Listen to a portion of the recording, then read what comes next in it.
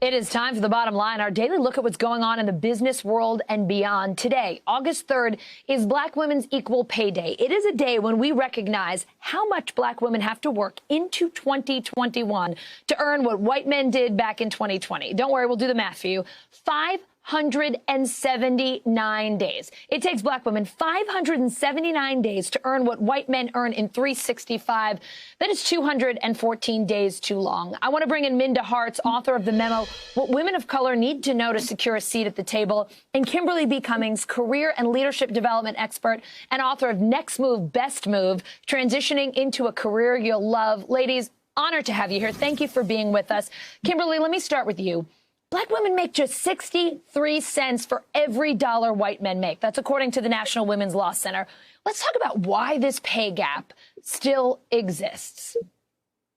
It's so disheartening when we hear things like this. And one of the biggest things I always share is that it's twofold. Companies need to really do these pay equity studies. They have to really have the dollars, the cents, and understand what is happening in their workforce every single day. And we also need to empower Black women to negotiate their salaries and really come with the confidence in their skills, their experience, to know that you need to have equitable pay. Minda, the pandemic certainly is not helping Black women get ahead. In fact, it's only made the situation worse. As of last month, the unemployment rate for Black women over the age of 20 was 8.5%. That's compared to 5% for white women over 20, 5.2% for white men over 20. So let's start with hiring. How can companies help get Black women back to work? Thanks, Allison. I was thinking, how many hamburgers does it take for Black women to reach parity? But I think that for starters, it's important for inclusive hiring practices is very important. And so companies who say that they're about diversity, equity, and inclusion, belonging, that also requires pay equity. And so flexibility is important, making sure that Black women have the flexibility to either choose what's best for them. Is it continuing to work remotely because that's where they feel like they may belong more, instead of going back into an office where they experience microaggressions and macroaggressions? And then number two, I think managers. Success is not a solo sport. Making sure that every manager is invested in the success of every person on their team, not just those who remind them of their younger selves. So I do believe that right now is a really crucial time for companies and organizations to partner with Black women.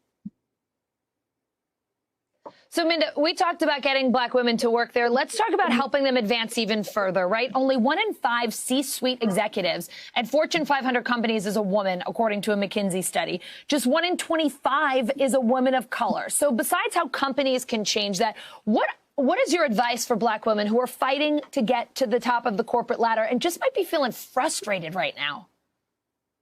Yeah, I think number one, reminding ourselves that we are our best advocates, and it's important for us to articulate our value and quantify our worth, making sure that we let people know what we want. If we want to aspire up the ladder, then finding those sponsors and having sponsors say our names in the rooms that we're not in. But after we've had those conversations, if we find that we're not advancing at the rate in which we think we should, then not being afraid to look other places or create your own table.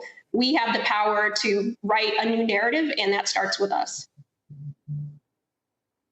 Kimberly, your book is called Next Move, Best Move, Transitioning to a Career You'll Love. Let's talk first about why women of color may be leaving their jobs before they hit the top leadership roles. And can you share some advice from your book, some tips for making that strategic move, taking your career to the next level? There are so many reasons. People are saying that this summer is the great resignation, but especially as you're looking at Black women, many times we see that Black women could be in roles much longer and not moving to the next level, meaning that their peers could be getting a promotion in 2 years, 3 years, and you see Black women sitting in the same roles for 5 years, 6 years, 7 years, when they're just as skilled, just as qualified. The number one tip that I tell people is you need to know when it's time to go, and continue to remain confident about your skills and abilities. And if you're not able to get promoted at your current company, don't be afraid to really network yourself into another company. Minda just talked about sponsorship, and I think cultivating those sponsorships is really the key to making sure that you're able to move across an organization versus just applying and hoping that things are going to happen. It's important that you're able to take control of your career and really make sure that you're moving the way you'd like to be moving. Know when it's time to go. That is such good advice. All right, Minda, in spite of all the challenges women of color face in the workplace, you say you're optimistic about the future. Tell us why.